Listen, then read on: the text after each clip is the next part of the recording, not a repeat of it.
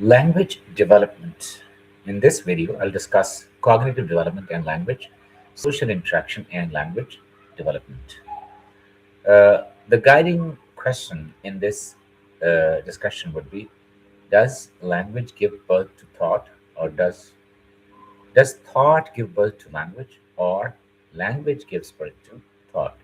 So this is a very important topic, and academia and researchers are divided over it. And let us now discuss it.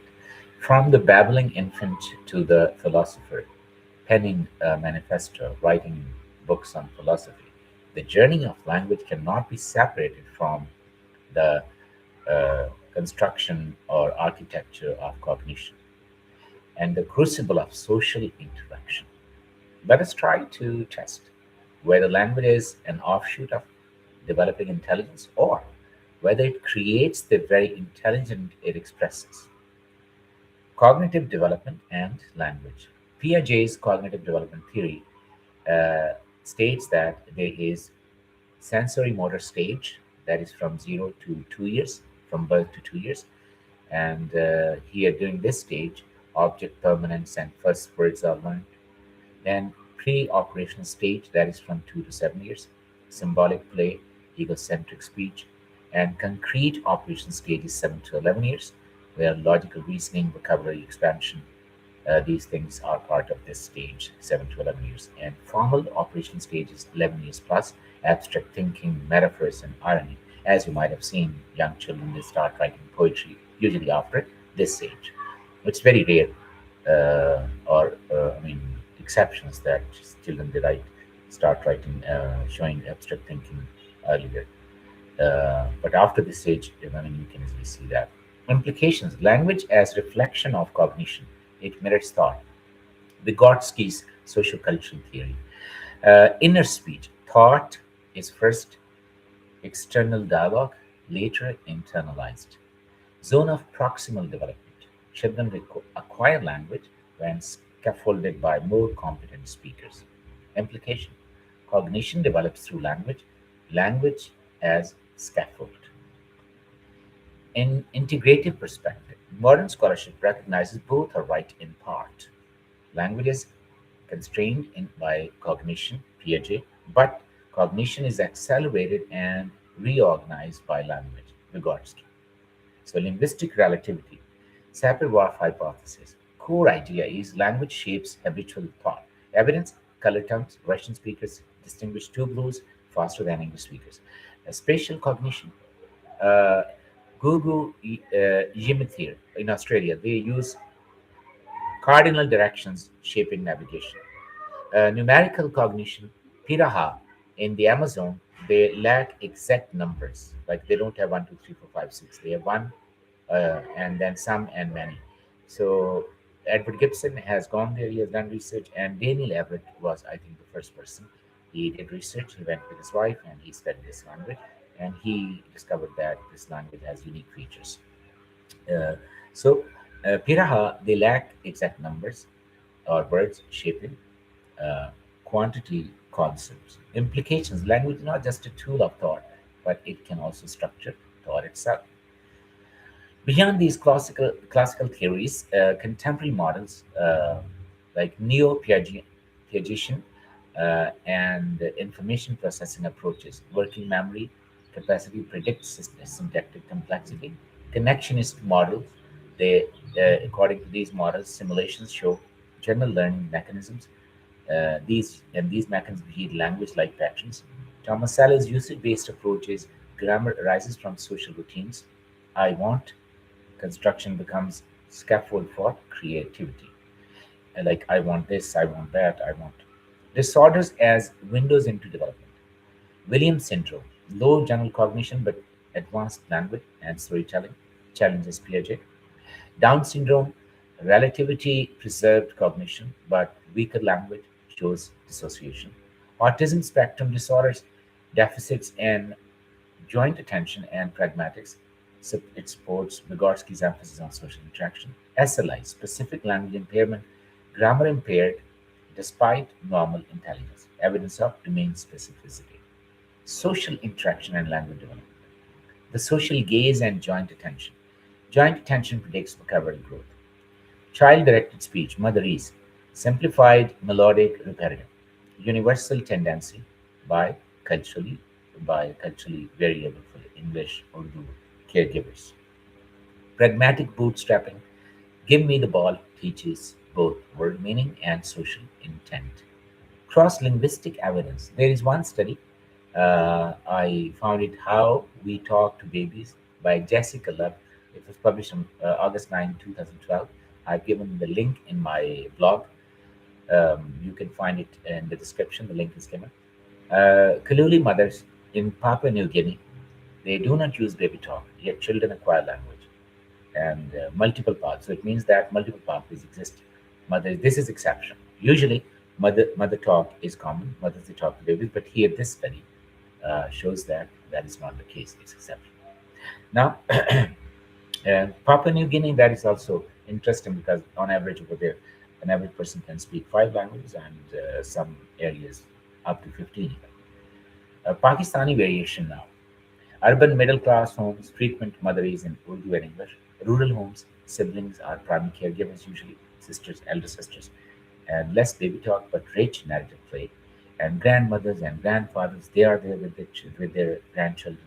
So implications are caregiving style influences how, not whether, language emerges. Embodied cognition and language.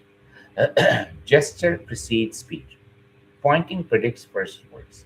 Usually, that is common, as you've seen in children, young children. Mirror neurons link action and language, and gesture scaffolds meanings. Because through mirror neurons, usually you see another person, how that person is acting. So, this is another factor. And embodied thought language is grounded in bodily experiences, metaphors, warm person grasping an idea. Neuroscience, Broca's area, active in both tool use and syntax. So it suggests shared circuits. Neuroscience of language and cognition, prefrontal cortex, executive function, working memory, or and it leads to syntax. fMRI, Broca's area is active in problem solving without words. Thought can precede language. If you want to study more about this, then you can watch Ev Fedorenko's lectures. They are available on YouTube, interviews and lectures. And you can also go to MIT Brain Cognition Unit and you will find her work over there. Similarly, you can also study Nancy Cambisher's work and Edward Gibson's work and Max Planck Institution, where Dr. Federici, she has done a lot of research on this early child language and how children they develop language.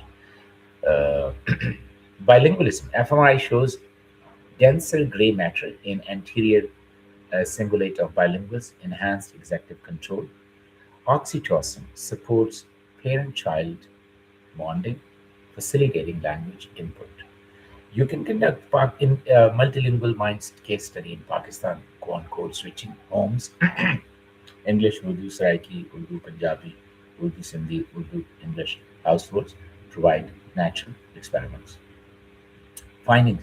Bilingual children often develop earlier meta-linguistic awareness, awareness of language as a system. Theory of mind. Emerging research suggests bilingual children achieve theory of mind milestones, false belief tasks earlier than monolinguals. Socioeconomic divide. Elite schools emphasize English early. Rural schools or public schools, there's a delay and producing linguistic inequality. Proposed study longitudinal comparison of bilingual versus monolingual Pakistani children, track joint attention cues, vocabulary growth, and theory of mind tasks. There are some critical questions I'm leaving. I want you to think about. Is language a byproduct of cognition or a unique cognitive module? Does Whorfian relativity show that thought is shaped by the categories of language? Do Pakistani multilingual children gain cognitive advantage in TOM and executive control? Is social um, interaction, if social interaction is central, what happens in socially deprived or abusive environments? Should education reform prioritize interactive learning over rote memorization of vocabulary? Similarly, you can hold a debate in class. Piaget and Vygotsky and Worf, Benjamin Lee Worf, is language a mirror, a tool, or a mold of thought? You can conduct research. You can test whether Pakistani bilingual children achieve theory of mind milestone earlier than monolingual peers. Practical tasks: you can record and analyze 5 minutes of child interaction, identify scaffolding, joint attention, and pragmatic bootstrapping. Data analysis: you can annotate transcripts of English Urdu child speech for use based constructions. And you can write an essay on evaluate Thomas Allen's claim that grammar is constructed from usage using examples from bilingual Pakistani children. So you can study cognition, language, social interaction, and culture. That was the primary uh, objectives. So to claim that Pakistan cannot produce world-class thinkers or researchers is to ignore the linguistic richness that Pakistan has: 68 languages and millions of speakers. So Pakistan is home to these so many languages, and multilingualism, bilingualism that is very common in Pakistan's urban centers: Islamabad, Lahore, Karachi, Peshawar, Quetta. And every child is switching between Urdu and Saraiki or Urdu and Sindhi, between Punjabi and English, is conducting the most natural experiment in cognitive and social development. So, by reframing Piaget, Vygotsky, Worf, and Tomasello through the prism of our multilingual ecology, Pakistani classrooms can move from reciting Western theories to reshaping them. We can contribute to the existing knowledge. So, in this vision, the next breakthrough in the age old debate whether thought creates language or language creates thought may well emerge in Darya Khan, in Karachi, in Multan, in Khuzdar, in Hunza, in Chahi, in Peshawar. So, by teaching these topics, not as a recitation of Western theory, but as a call to investigate our own bilingual realities, let's try to elevate and place Pakistani classrooms at the forefront of global psycholinguistic revolution. Best wishes to you. Stay strong, study hard, and try to conduct genuine research. Good luck. Thank you very much for staying with me.